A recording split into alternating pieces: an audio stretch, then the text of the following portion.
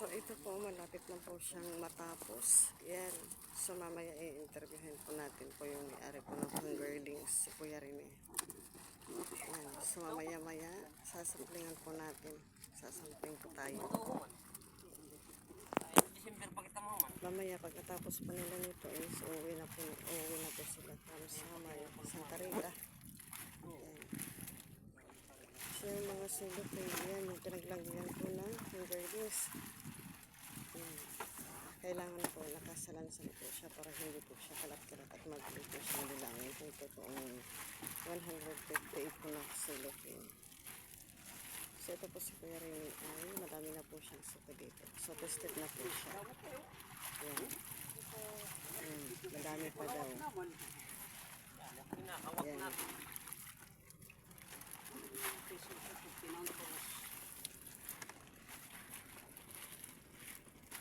Natunod. Kapon.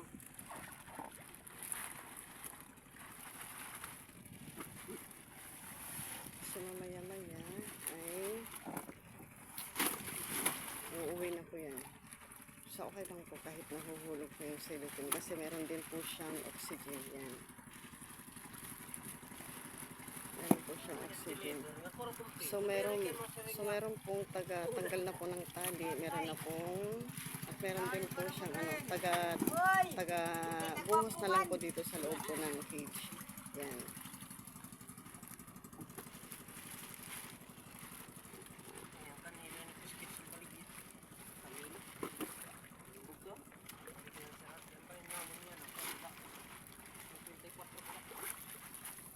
Sayang, yan binaligid. Ano po ito sa pagkakasing? Daraminti mo na ito din sa seglan. Ito umlakon po rin. Ito baka may siglaman na ito. Ito sa nanonobo ng tiyo po. Ano po kasi yun? Ito kay mga parang patay. Parang pakadusmil. Gimbalikan ng dusmil. So ang service po nila, pag de-deliver po ng Fingerlings, dinadaan po nila po dito sa dagat. So gumagamit po sila ng pambot na dimakina po. So pag malakas po ng current po ng tubig, dahan-dahan po sila kasi pag napasukan po ng tubig po yung pambot, delikado po kasi malulubog po yung bangka po. Ayan. Kasi masulog po ngayon, malakas po yung pressure po ng tubig. Yan, so kanina, puno po yan kanina ng Fingerlings. Yan. So ngayon konti na lang po. So mamaya-maya titignan po natin kaya magre-recount na po sila ng Fingerlings. Pagsasampling po tayo ng 10 packs na po na silopin. So ang size po nito is 4 lang po siya. 4 kumbaga. Tawag po nila dito sa Waray. 4 size lang po. Size 4 yung isda po nila. So standard na po tong isda po na to. So magsasampling na po tayo ngayon. So titingnan po natin yung quality ng isda ni Kuya Rene. Yan.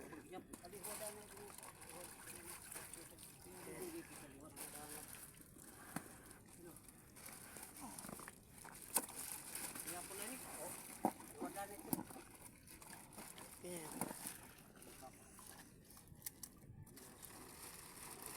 Yan. So ito na, magsisimula na po tayong mag-counting. Ayan, so magbibiling na po tayo. Sisilipin po natin yung isda. Ayan.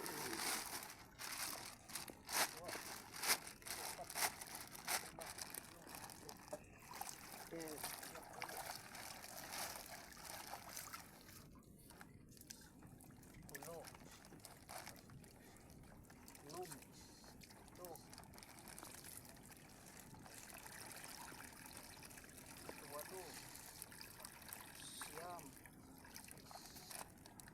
So ito na po siya, nag-uumpisa na pong counting po ng isda. Yan, yung Fingerlings. Kung ilan po yung laman ng kada silopin na Fingerlings po.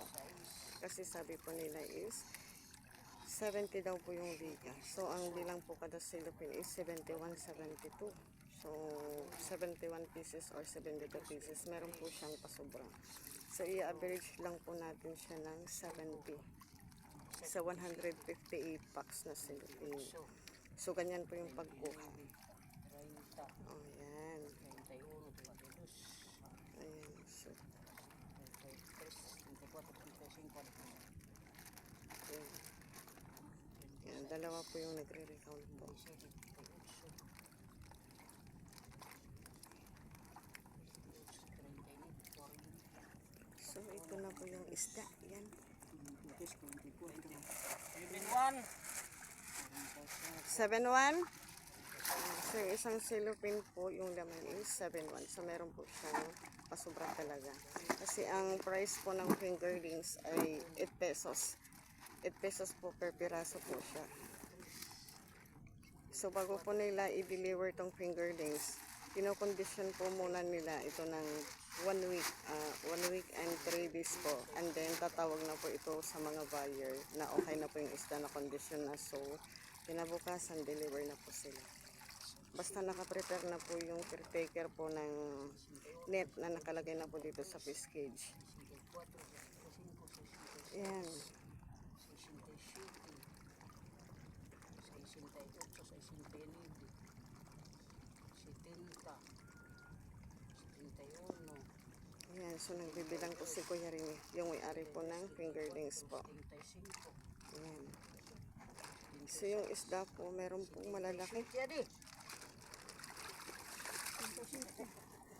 Yung isa po is 67 po. So, dinadouble check po nila yung bilang po ng isda. Okay. So, hindi naman po lahat ng laman po ng silopin is perfect. Kasi nakakalito din po siya sa pagbibilang.